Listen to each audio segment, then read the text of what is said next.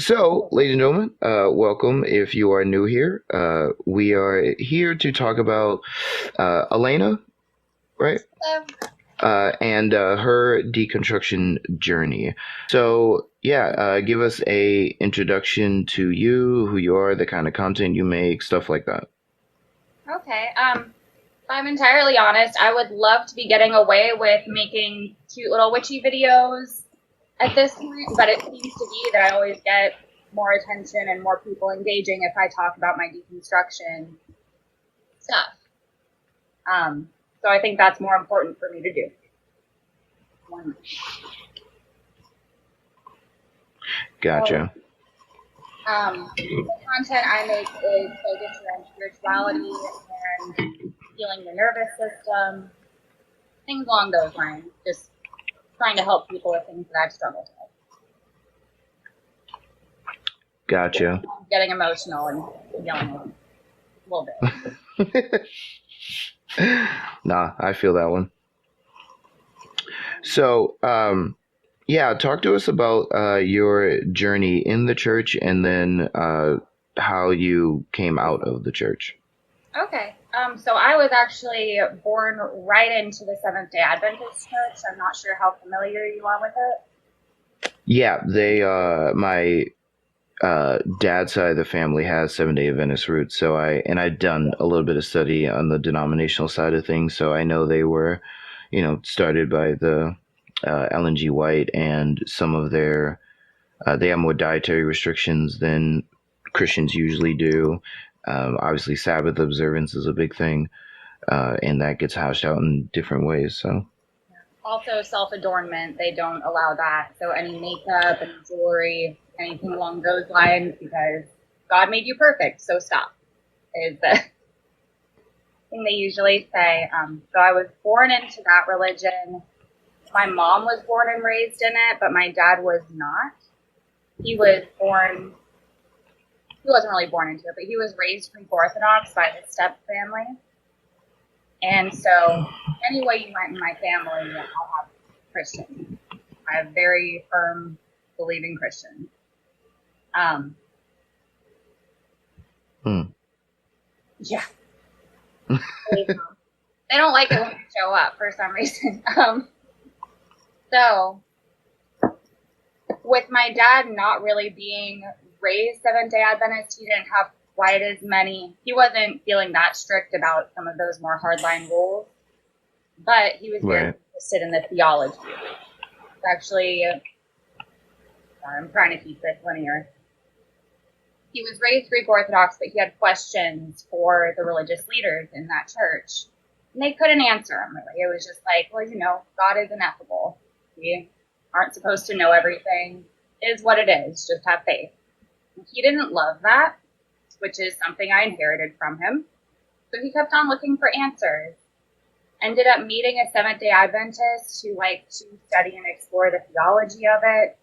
And so actually getting answers from somebody to his questions was a really big deal to him. He ended up converting and meeting my mom at a Seventh Day Adventist college.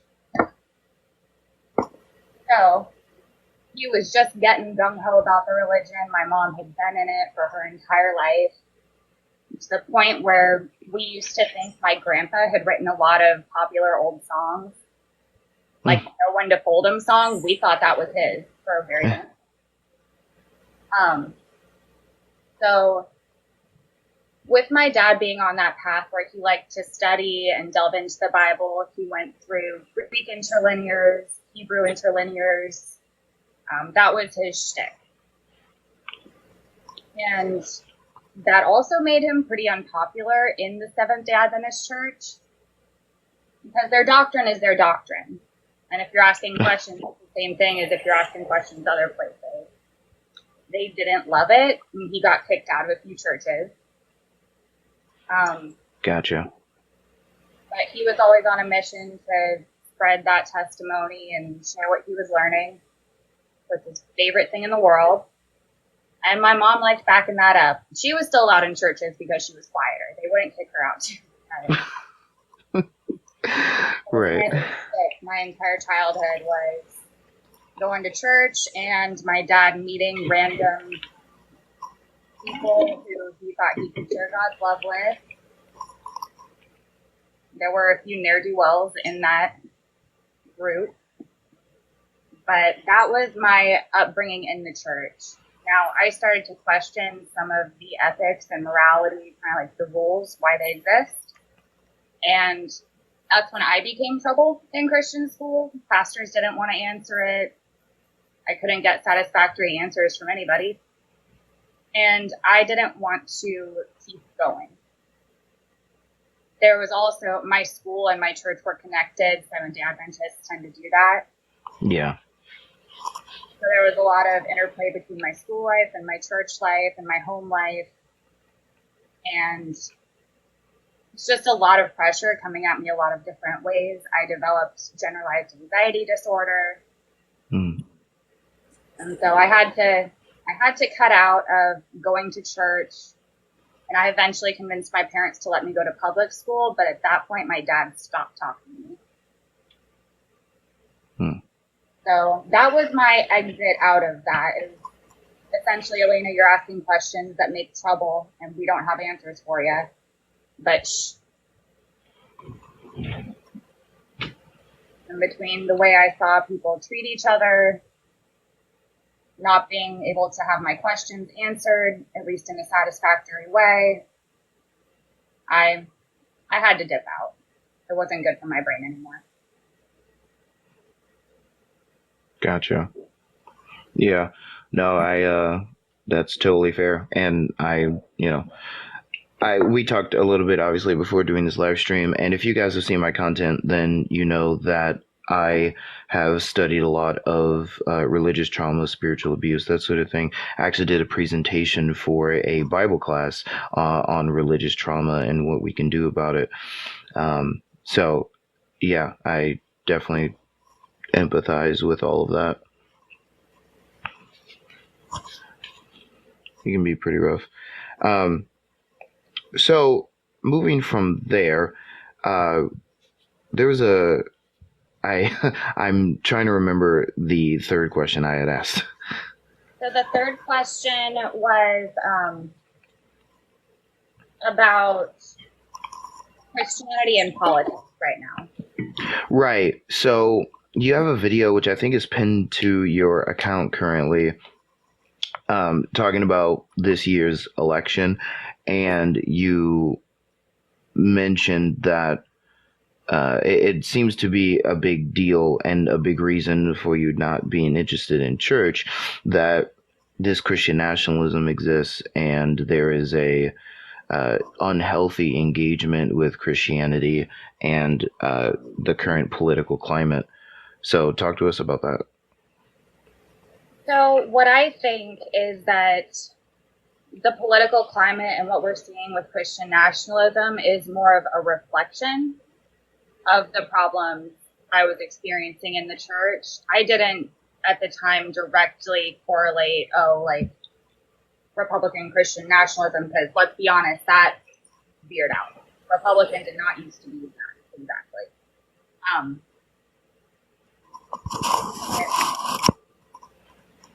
Okay, cool. This is why I type things. So No, you're good. my issue really ends up boiling down to the fact that Christianity teaches us that morality is something that someone tells us to do who knows more. Whether that is basically leaning on authority instead of taking personal accountability for knowing right from wrong. So, trying to put this straight. We end up putting our faith in anything that the Bible and thereby we'll say our preacher. Sorry. You're good. Having a tricky time. This is like my second live ever. Oh, no, you're so okay. Are you aware of vertical versus horizontal morality? Yeah. Okay. So that is a big part of my problem. I think that leaning on a higher authority to tell you what is right and wrong versus I think people just know that you don't go punch somebody and that's going to be okay. We know better than that because it wouldn't feel good if it happened to us. We know that if someone is sitting on the street hungry, it really sucks. So we go help them because that's right. We can already tell what is right and what is good, I think, really, really well without having to go to a list of rules. And I think that those rules can be used and manipulated to control behavior. So, Yeah, this is really interesting. So, and you can tell me what your thoughts are on this. Well, firstly, how would you relate what you're saying there about morality to the issue of politics? Is the concern that we are uh, we are saying that we have this authority, or excuse me, that we have this morality from this higher authority, and that morality should be legislated? that is an issue.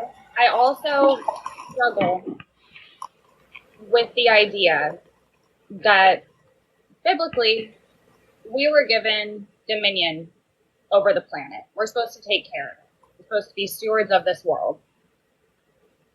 But I do feel that the fire and brimstone that's been emphasized in Christianity lately, and especially Seventh day Adventists, we are always waiting. Okay, I'm not there anymore. But just waiting, like in the next 10 years, it's the end of the world. In the next 10 years, it's the end of the world. In the next 10 years. So it stops feeling as important to actually take care of this planet we all have to live on, breathe on, and eat on. And then biblically, we were told to take care of it. But now there's such an anticipation for this end of the world. Look, there's wars going on. Look, there's famine going on. Let's just let it burn. And that's also influencing the political engagement because we're not advocating for climate change.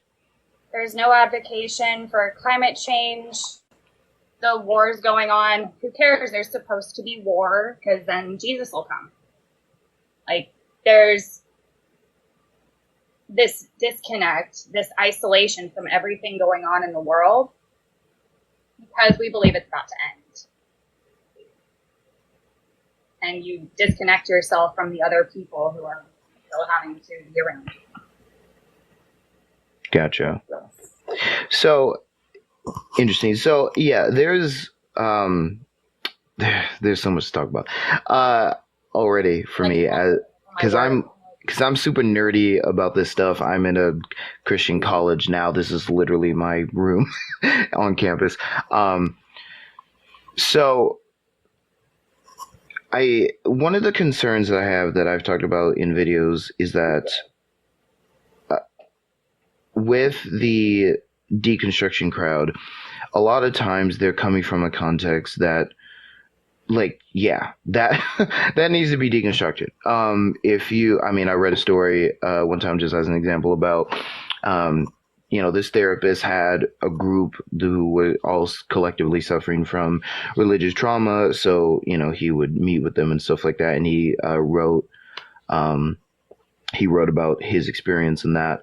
In their experiences, and if I remember correctly, one of the kids or one of the adults, as a kid, would go through these drills to kind of simulate how they thought the end of the world would be, and they put her through that, and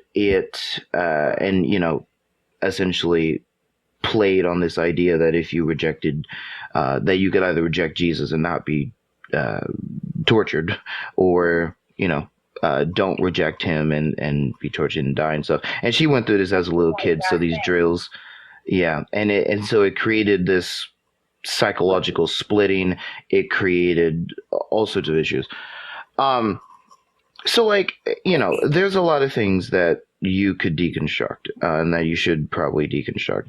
And then, but what I find is that the uh, engagement with Christianity kind of stops there. And I think and as a Christian, who also hates a lot of the ideas that people have deconstructed, I find that really unfortunate. Like, I found a video where someone was saying that once they found out, because for them, or the doctrine of original sin and young earth creationism were tied together. And so if one fell, the other fell, and then their whole like belief in scripture fell. But like Eastern Orthodox Christians and a lot of Protestants reject the doctrine of original sin as at least she defined it, and it has been defined, say, by Augustine. And I don't. Real quick, I'm sure I'm familiar with it. Just to be extra clear, doctrine of original sin. Yeah, yep. So, because I don't know if Seven Day Adventists have a belief like that. So, the idea, if I'm understanding it correctly, as articulated by some of the early church fathers and such, is that the sin and guilt that Adam occurred due to his sin transfers to the rest of humanity from birth. Okay. Yeah. We have So that. It's you're born bad.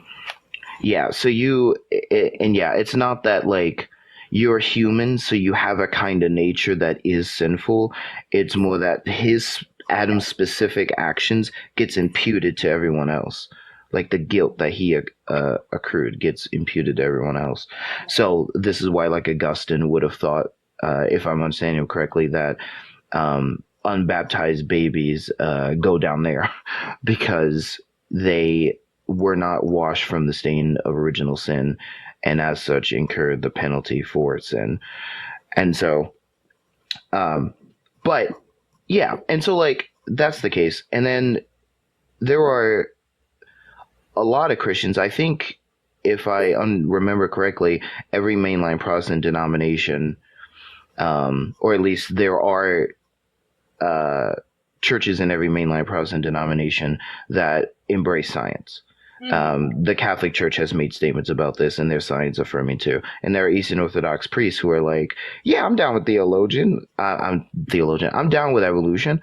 And so, like, what I see happens is that you deconstruct your fundy, your super conservative, your very problematic past, but like there isn't an exploration as to what else is there. And so, do you think that's a general trend? Do you see that showing up in your experience and the experience of others? So, I guess I'm having a hard time understanding the question. Is it that the things that we went through were so extreme that we throw the baby out with the bathwater? Maybe not so extreme in every instance, but that's my case. Yeah. Okay. I think that's definitely a good possibility. I think it's very probable that there are people like that. I don't think it's necessarily the case all the time. I know that for me, I was raised, like, yes, my parents were very fundamental Christian, but again, my dad was doing these Bible studies. I was encouraged to just read the Bible for what it was. Just go sit. Like, I didn't get to have a lot of outside media, but I was allowed to do that thing all day long. I could read grotesque Old Testament stories when I was very young. I feel like they should have been looking out for that one. But I've explored it very thoroughly, I believe, without having that trauma. That doesn't make sense. Before I recognized the trauma as trauma, and even separating out the traumas that I heard, I still have thoughts and feelings on the Bible that make it not for me necessarily. Now, what I will say, and I'm sure that you see this a lot out there too, I love Jesus. I think he's awesome. really, really awesome guy, had a lot of amazing things to teach us, and that was cut short. But there are just a lot of incongruencies I see. If I were to take the Bible as the truth without it being a metaphor, if I was to take it very literally, I couldn't believe it. I could believe bits and pieces, but not the whole thing. So I guess a relevant question then to ask is why. So literally, as in like literal, historical, literally, as in without figure of speech, right? And again, we're going back to my lived experience. It's fundamentalist Christianity. A lot of things are taken incredibly literally. Right, right. But there's a very and so this was kind of what I was getting at, and what I kind of heard too in your response a little bit. Um, for example, on the morality question, right? You said that we want to say that we get morality from a higher power, um, from an authority figure to tell us right and wrong, but we don't necessarily need that. People know right and wrong. But the idea that people know right and wrong without a authority, without God, actually is very well established in the Christian tradition. It's called natural law theory, and it was held by, and is still held, and I would agree with it as well. But like, it's still held by like super smart people, in the past and present.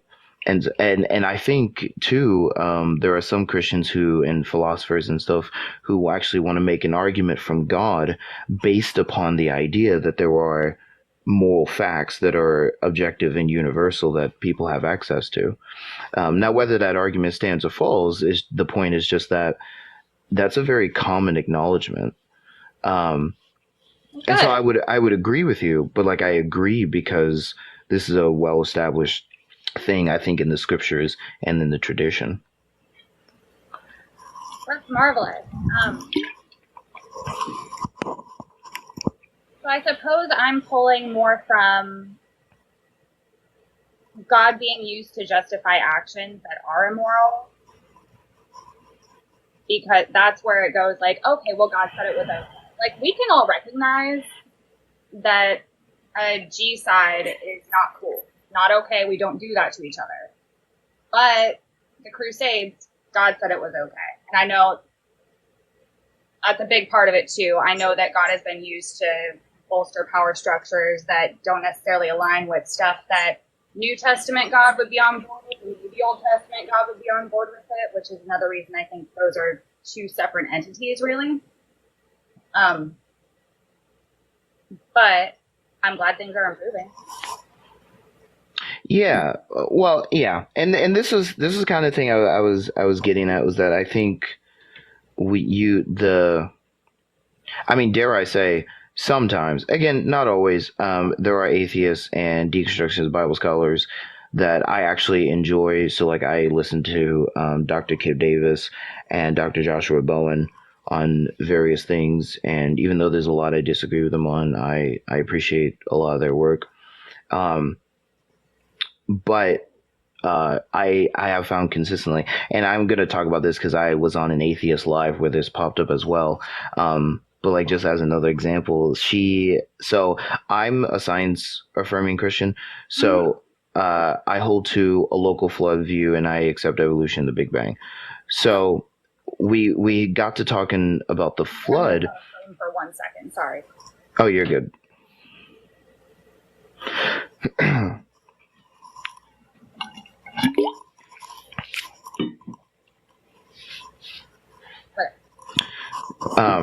But yeah, so like we got to talking about the flood and stuff, and this was confirmed later because in one of her videos she posts all the denominations she was a part of, and they're basically just all Protestant fundy, and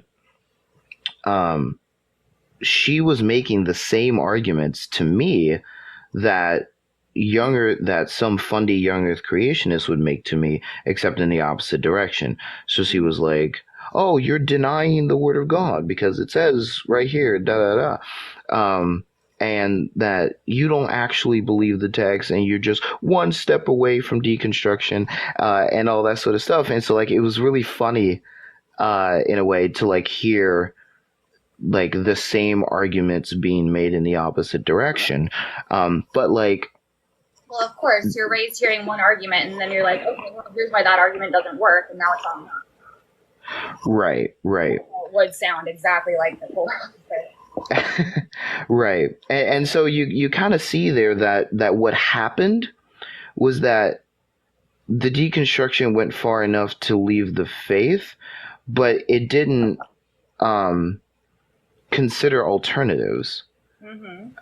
And so I just get concerned that, like, yeah, fundamentalism, Christian fundamentalism in its various forms is kind of goofy, but like, what about the what about this? What about that? What about these various other traditions? What about these various other teachings? What if hell doesn't have to be? But I've been to churches. I've gone to different churches, especially in the local area. My husband and I, before I was exactly on this place I am in the healing, we were like, hey, Mhm. church is probably good for our kid. Like, we should probably make an effort to go. Now, she screamed a lot. We were not welcome because we had her a little bit before we got married. They didn't like it. It's happened to a few different places in the area. So I have tried other churches. I've given it a go. And as far as the church going, for me, I would rather be sitting on my couch with my Bible, getting it directly from there, because there's a tendency, at least with the churches I visited, for the preachers to come in hot with more. I want to be respectful if I say this, but I also want to speak to my truth, observing it. Well, It was yeah, yeah. Go ahead and pointed tell the and truth. hateful quite a bit of the time, and it would masquerade as something kind. But I think it was actually that very day he went up and started talking about intimacy outside of wedlock. Mm-hmm. And it's using a pulpit to attack people you think are a little bit off of what is ideal for you, not cool behavior. You're not saving anyone. We already had the kid. Right. He wasn't even particularly public about it. He just asked when she was born and when we got married. Did the math in his head and had a sermon. Maybe it was already on that day, but that's crazy timing. Right. Yeah. Yeah, that's fair. And so I'm trying to remember what the fourth question was that I might have asked you. So what I do want to do, I want to just kind of run over what I typed out for the third question, Go ahead.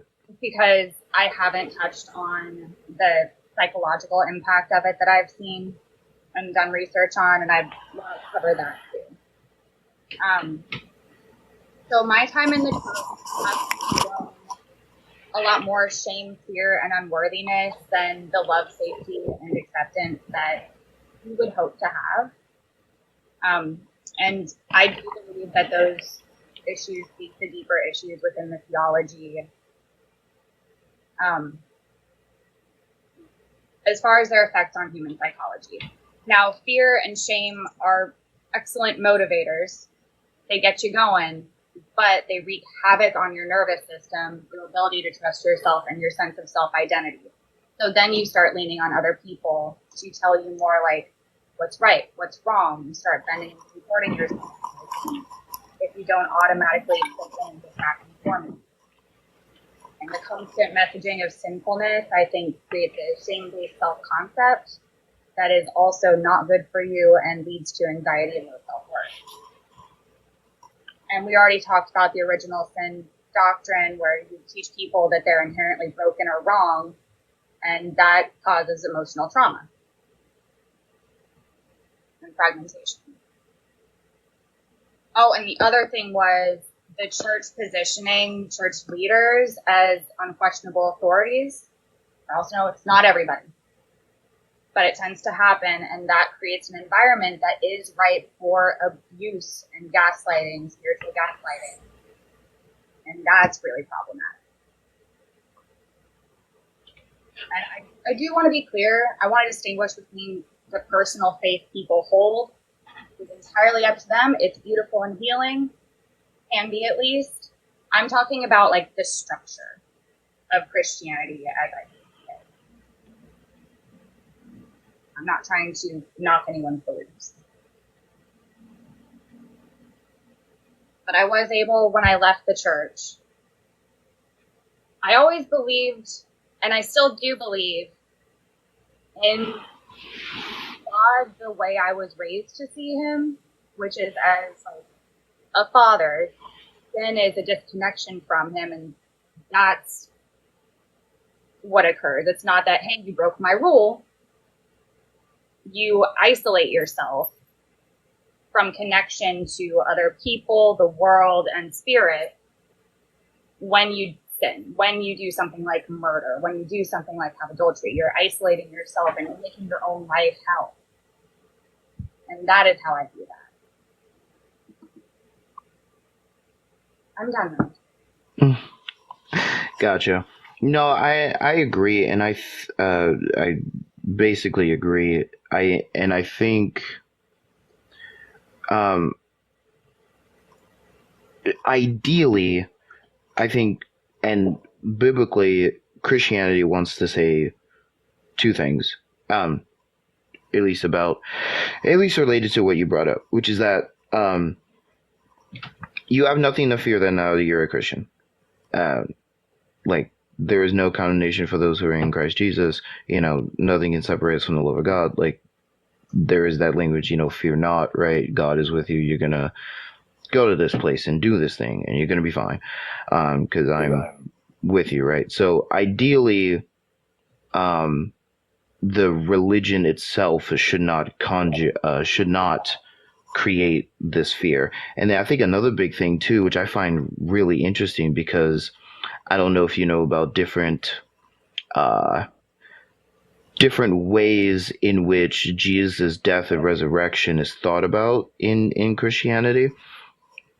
I've looked But a little bit, and can I bring something up really quick? I'm so sorry to interrupt you. no, go ahead. Yeah. So it's always been a little bit curious to me because Jesus was a Nazarene. And I know that you've touched on Nazarene theology. I saw that in your content. So he was incredibly against blood sacrifice. He was incredible. Oh, I didn't say anything. Hmm? Oh, okay. But Jesus was against blood sacrifice. And then he was one. I think that's a really interesting way that some denominations look at it. But so I mentioned to you in our chat that I think that there is a like consciousness, a creative energy, essentially, that is born of love and compassion. But my belief system is so weird to try and explain. All right.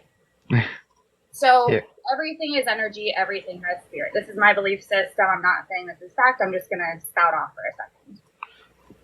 So I believe technically in everything. I believe in God. I believe in Jesus. I believe in every pantheon as energy, as things that people have poured themselves into and focused on and kind of like created a thing from it, at the very least. But everything is energy. So I do believe in that creative source as a loving God. But what are your thoughts on Yahweh? Because that is a Canaanite God that was then used in the Jewish faith and then became the one true God. Yeah.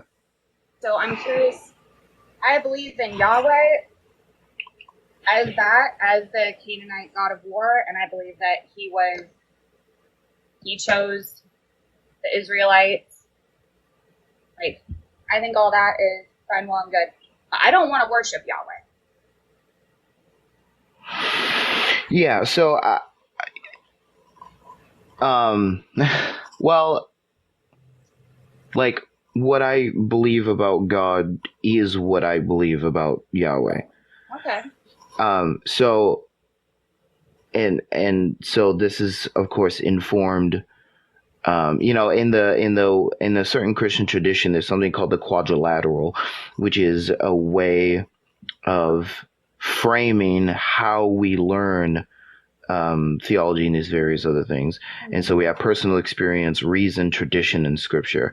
And from these, and so it is from these four um, that I'm pulling this theology and stuff from, right? Obviously, mainly the scriptures, and then also other things. But yeah, so because the text understands Yahweh to be the one true creator, these various other things. That's also what I hold to. So I think God is love, right? As John says, that Yahweh is love. I would agree with the Song of Moses in Exodus 15. I think that, yeah, God is a man of war, but also a God of peace. And so he has all of these different attributes. And I think he's empathetic, and I made a case for that in an article that where I kind of touch on some philosophy and scripture to make the case that God has empathy such that he has a complete and perfect grasp of all of the subjective states of individuals and persons who have those states, of consciousnesses who have those states. Among other things. So, yeah. Okay. I would love to see that article. From what I gathered in my time, Yahweh is very imperialist.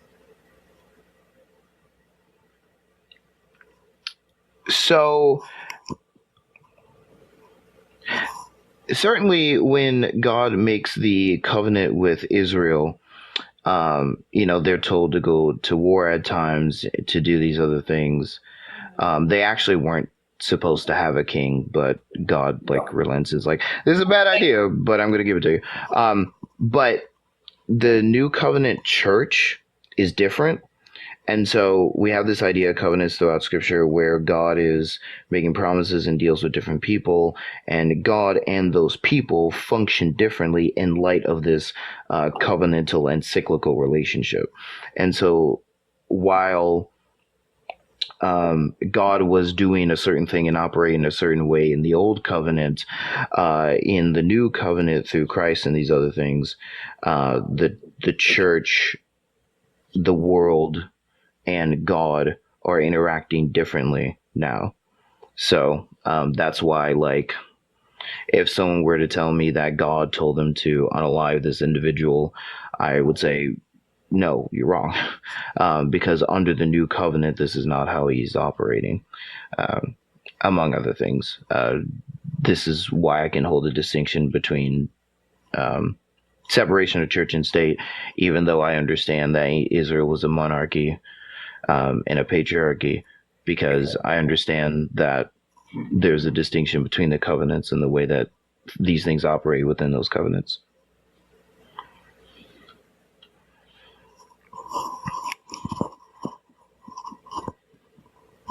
If that's helpful.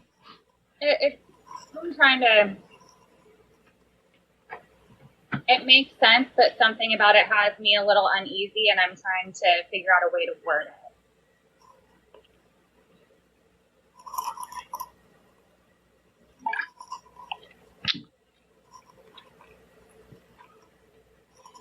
But yeah, I think, further, and not to sidetrack, but furthermore, I think the understanding from coming from the New Testament as well is that it's not just that Yahweh is the creator love, wrath, all of these things, right? Yeah, even paradoxical things, but that he's also Jesus and that he's also the Holy Spirit, right? So I'm Trinitarian in that way, and I have a philosophical understanding of the Trinity that we don't need to nerd out about right now. But No, I've got yeah, you. I've followed that one before. yeah. So yeah, I would also say that Jesus is Yahweh. So he was involved in the Exodus. He was involved, obviously, in the cross, and he will be involved, very involved as well in the future, whatever that looks like.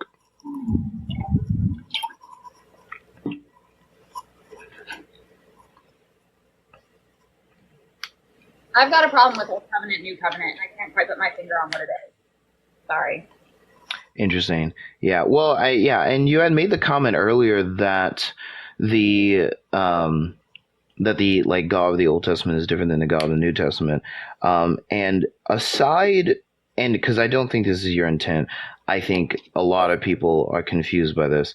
But like aside from the ways that that has been used to like breed some uh dislike for a certain group of people. I don't know how I can say it on TikTok. Um, I think that's certainly not the belief of the authors. So, like the Book of Jude, for example, indicates that Jesus was involved in the Exodus and destroyed the Egyptians when the water came over their chariots and stuff. Mm-hmm. So, the understanding for and I could point to other passages in the New Testament, but the understanding from the New Testament is that Jesus was there, um, and not just there, but like also that this God who is loving, right, and all of these things, also judges, and that's consistent in both testaments. That so, and then especially and I've done some studying on this as well. If you look at the Exodus and you look at the cross, both of them are demonstrating a complexity of a level of complexity of the attributes of God. But it's not just love, and it's a bunch of other things. And so I think that I would actually say the testaments are consistent in their portrayal of God, and they're definitely picking up on each other and using each other to deepen faith, deepen theology, and stuff like that. Okay. Okay.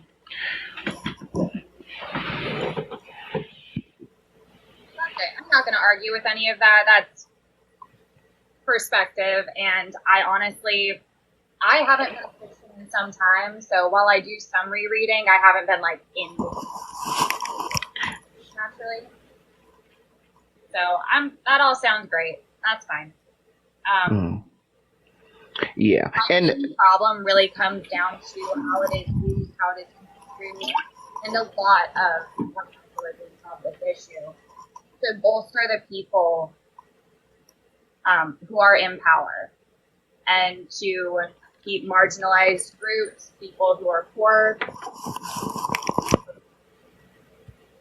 It is reinforced with the Bible. It's reinforced through a lot of cultures in a lot of different ways. I will say that. It's just that Christian is the big bad right, and I don't mean that. Yeah. That's the big one. That is the most prevalent religion in the world. Yep. And I agree. I think you're right to point out that concern. My pastor in a sermon showed a picture of the Russian Orthodox Church that has like the military in the church, and they were holding like weapons and stuff. It was a weird thing, but like he talked about how the Russian Orthodox Church has kind of become the puppet of the Russian government, and it's a really whole bad situation there, and a really weird melding of Russian Orthodox Christianity and Russian politics.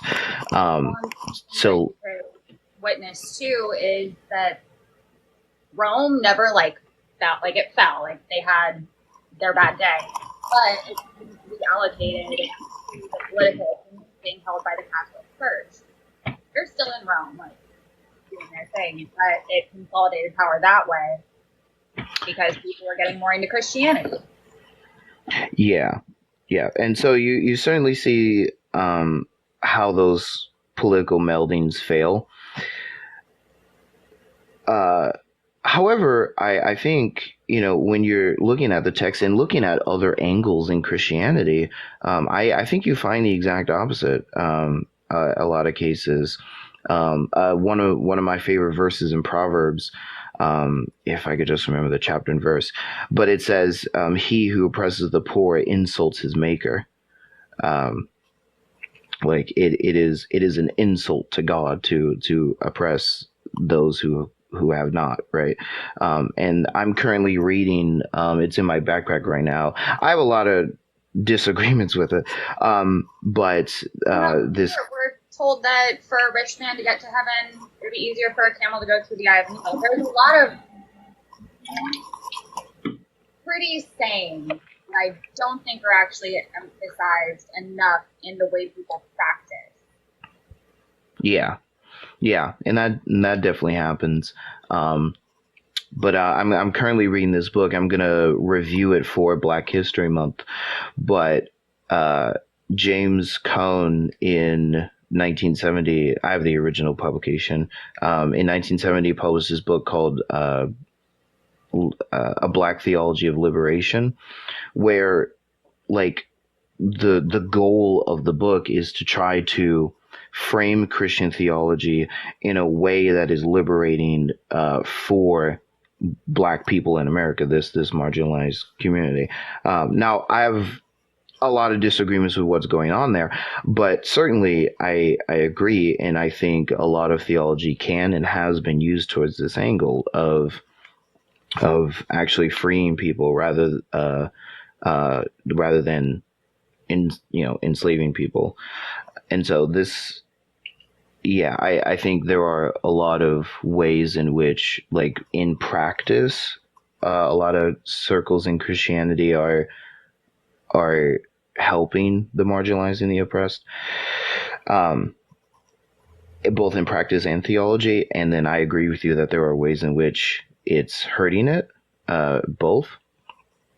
But hurting it, I don't think is true to the text, and it's not true to the way, I would agree with you as well, it's not true to the way that Jesus would want us to be. But thankfully, I think there are parts of Christianity in both theology and practice that are a way in which Jesus would want us to be.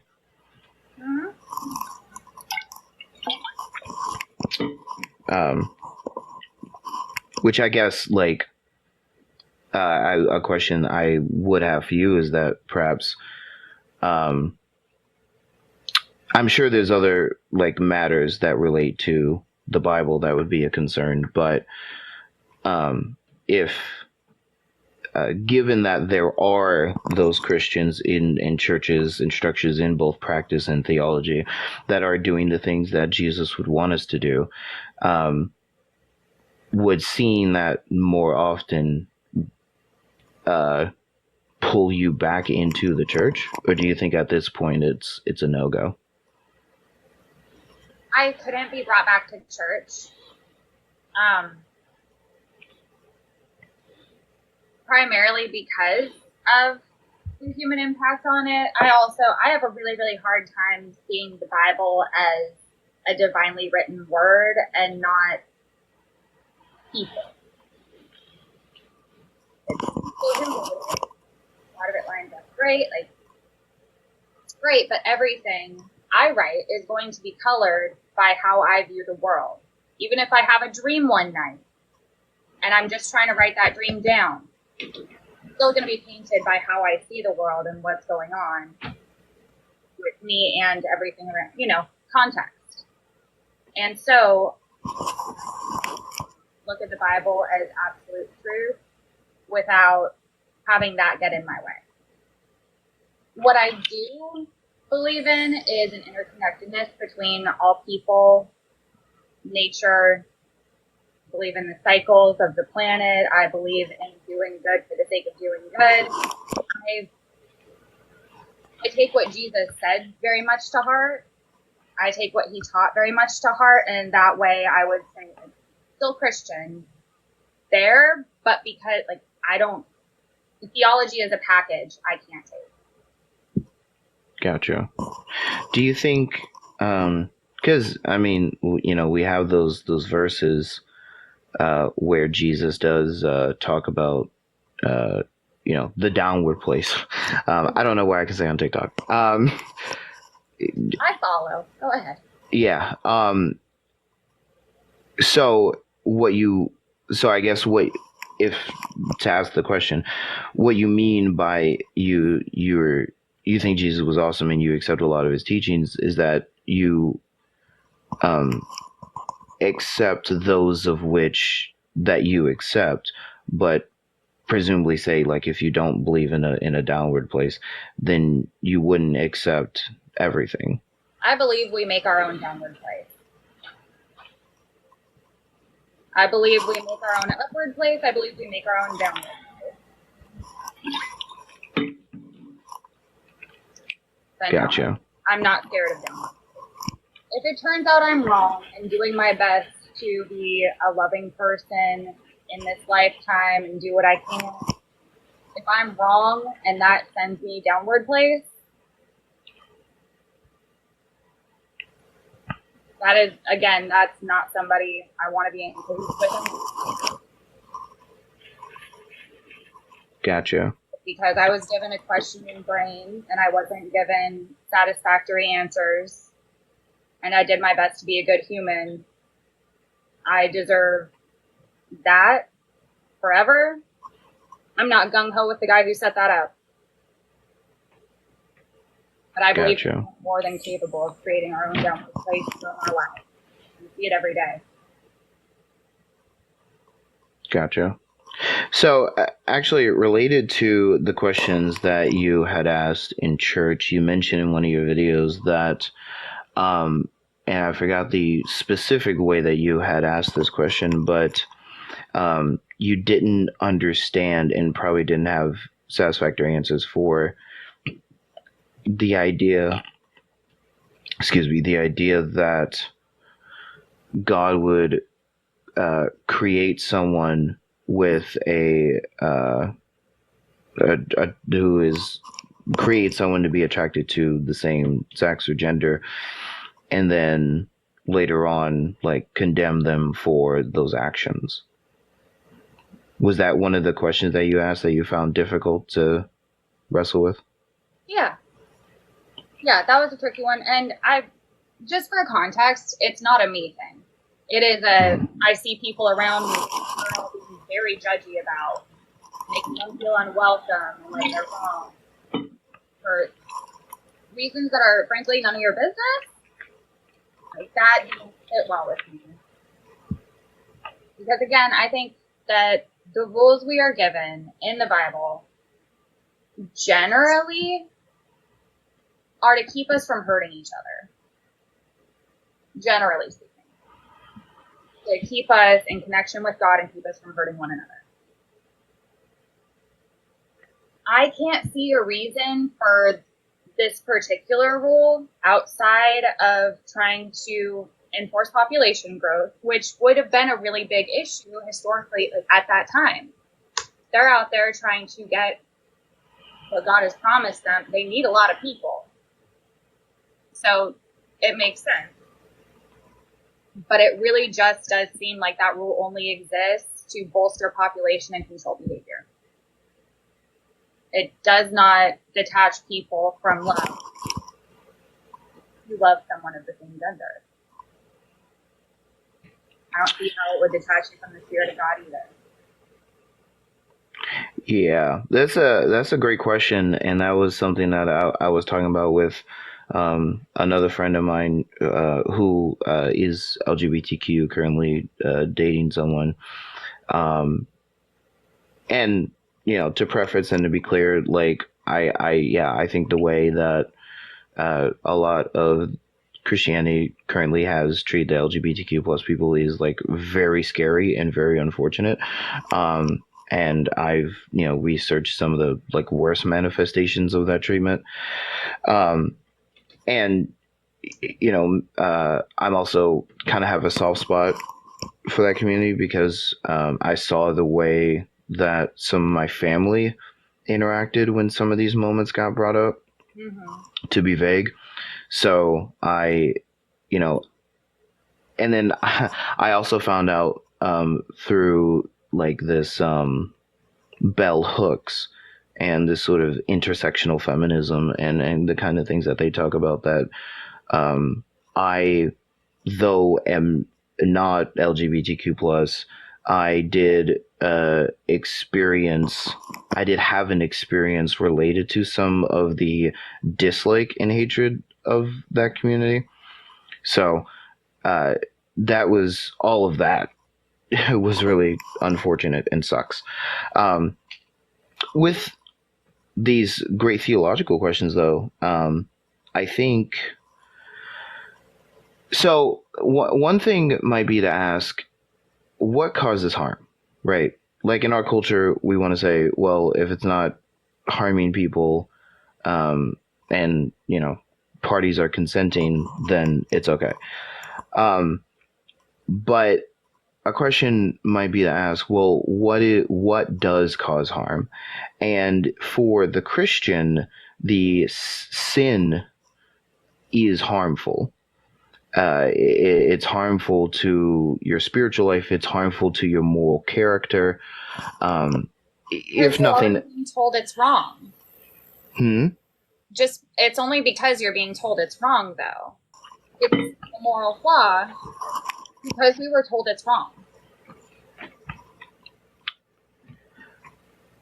uh, yes, and there's more. Okay, it's continue. it, it's yes, and it's not just that we were told. Because so context, I'm not what you would call a divine command theorist in the first place. So there are actually like different Christian ethical ideas. So I'm a virtue ethicist, which is a fancy term in the philosophy of morality, which means um, I focus on the development of excellent moral character and ways of going about that, models for that.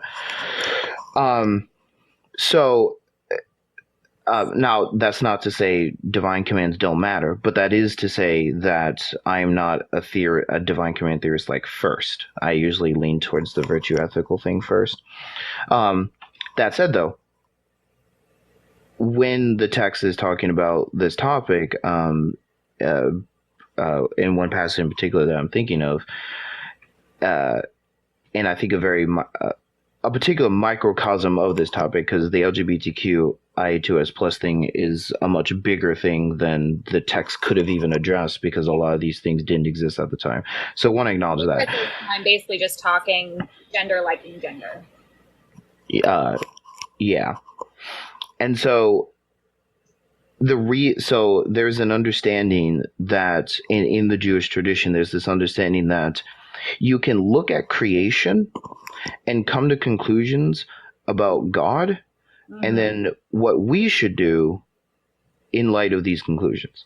So you might, you might find that in Proverbs, you find that in the Psalms, where there's this identification with creation as wisdom.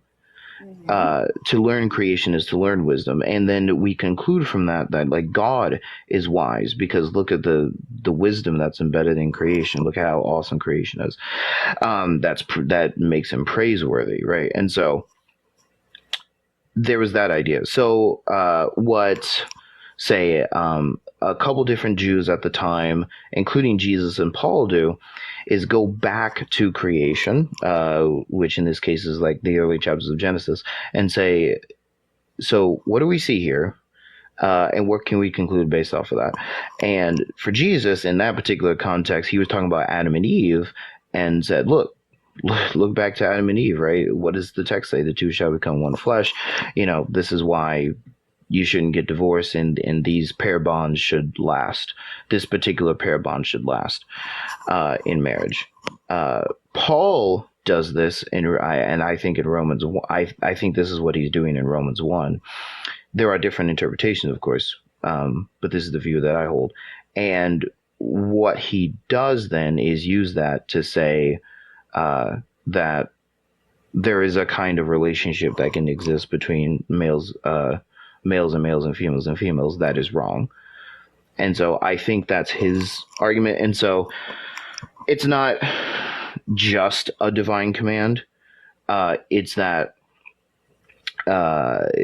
Jesus and Paul, as Jews, are tapping into a tradition that they have that comes from the Old Testament and comes from their context, and then are continuing to make conclusions based off of that. And I think by and large that's at least an accurate interpretation.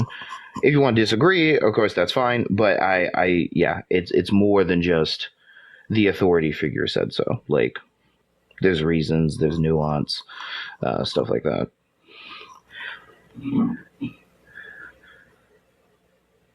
And so, uh, so So it's if wrong because God created Adam. yeah, it's wrong because of what the creation of Adam and Eve and what creation, as such, tells us about ourselves, morality, and God. Okay. Yeah. Okay. So we all know already that there are also animals who like the same level. This is just it's a thing. It is present in creation. Mm-hmm. I'm not gonna argue your theology on this. I really don't feel I don't agree with it. But okay. Yeah, and typically I wasn't, necessarily trying to argue. I just know that um, uh, there are answers to things, and there are questions that you can ask to even, dare I say, deconstruct your own questions. And so, Where do I find this conversation Jesus had? say that again. Where do I find the conversation Jesus had? So he brought up the issue of divorce, so it was in that context, but I believe it's in Matthew 19, and it's also somewhere in the Gospel of Mark, if I'm not mistaken. You should just be able to find, like, I don't know, Jesus, Adam, Eve, divorce, and you'll probably find it. But yeah, and so. Well, they came to him and said, "Is it lawful for a man to divorce his wife for any and every reason?" Right, and so the context there is divorce. We know that at this point in Jewish history, the it was very easy for a man to get a divorce, but not a woman, and the man could divorce for, in some circles, for practically any reason. So yeah, that gets addressed in that passage. But the how that gets addressed by Jesus has a theological underpinning that then gets tapped into by so Philo of Alexandria is a contemporary Jewish person. Josephus comes later in his Antiquities of the Jews, and then Paul after Jesus. So they all kind of tap into the same theological current in order to make conclusions about different subjects.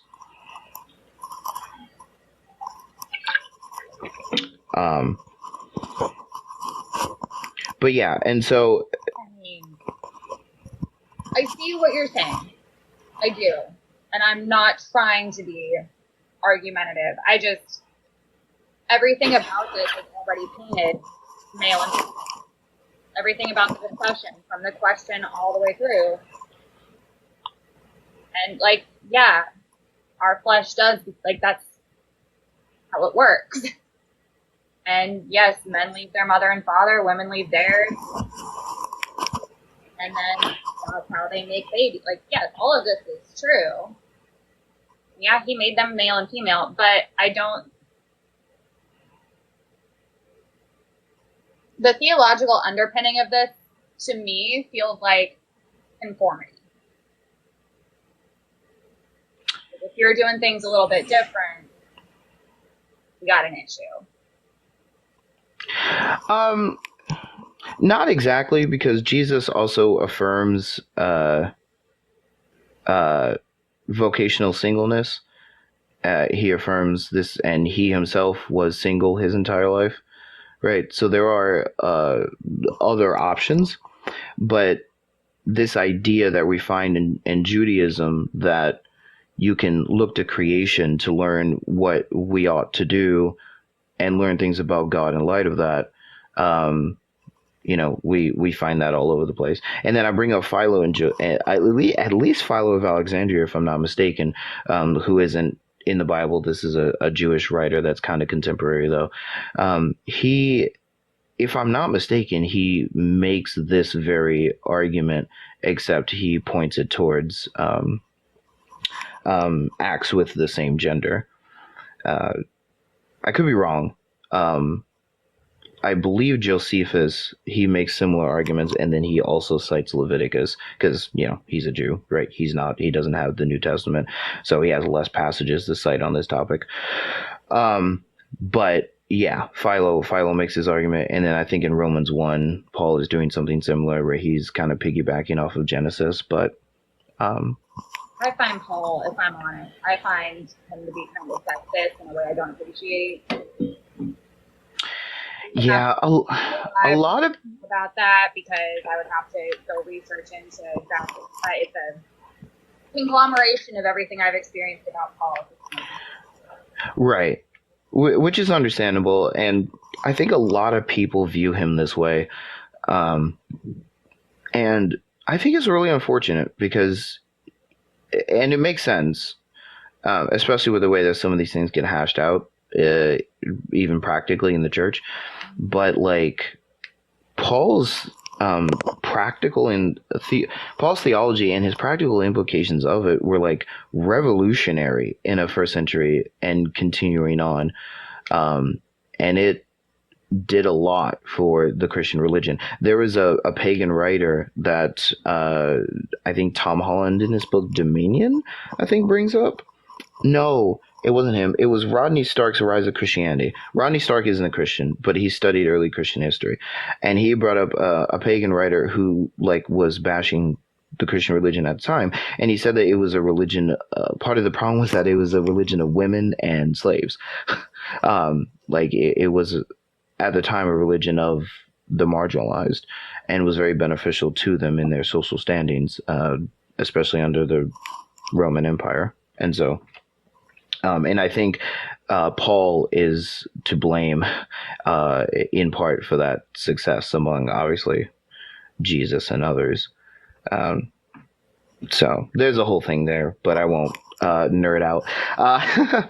But yeah, and so and then going back to a couple comments on your last question, and one of the things I talked about with my friend of mine is that like that's a great question, but are there further questions we can ask even within that question? So, for example, why are we assuming that God is involved in our creation? And what is the relationship between our birth, our conception, all that stuff, and God? Right? That might be something that you could or that people could think about. Something else to consider is that even if it was a direct involvement, we know, I would argue, that God can't create anything perfect initially, because to do so would be to create God, which is, I think, a logical contradiction. Because I think that the attribute of perfection in God is like what makes him God. So, and this was the argument that Irenaeus, who's a church father early on in Christianity, had. This is why he didn't think Adam and Eve were perfect. He didn't think what we see in Genesis 1 was perfect, and I think that's true of the text and stuff. Anyway, which is why it's so wild to me. People will argue that God stopped communing with humans because he can't be around imperfection. Yeah, I think that's really weird. Really an argument I've heard, and I've had to sit there and be like, he walked with them in the garden even after they met up. Like, he was having a time. Yeah, he clothed them and yeah. Yeah, I think that idea that certainly sin separates us, but there's a way that gets hashed out that needs to improve. um, so yeah, so even if God was directly involved in our conceptions and births of every human, we would have to incorporate that into our theology and be like, well, yeah, they're not going to be initially perfect. And then they're going to get shaped by their environment, and then they're going to shape the environment, right? Because evolution has shown us that the relationship between the creature and the environment is cyclical and back and forth rather than just one way. And that's going to affect the morality as well. Um, hello. Just about to But wrap up. I do have to jet. oh, that's okay. But yeah, that might be some things to consider with that as well. Before you go, was there anything you wanted to ask me or talk about? Not right this moment, but I would love to do this again if you'd be open to it. Yeah, I think that'd be really cool. I plan on, doing some more TikTok lives before the ban. So Also this, over on YouTube, I'll shoot you my whole hat here. yeah, we could definitely, So it's super empty, but yeah, we could definitely do it on YouTube as well. But yeah, thank you so much for joining me. I really appreciate and value your time, and you as a person. Like I really want you to know that, and I hope you felt this was a space where you could, you know, we could have a respectful conversation. I was just like, okay, go in like you're talking to your mom. Understand that she's still very much Seventh Day Adventist, but she's really, really cool with my personal theology. She's down with it. We just need to be respectful now. Gotcha. No, that's good. I'm glad you still have that relationship. That's cool. Me too. Don't have that for a lot of people. Right. Well, I gotta go. I appreciate you. Yeah. Thank you again so much for your time, and I would love to join you next time. All right. Have a great day. You too.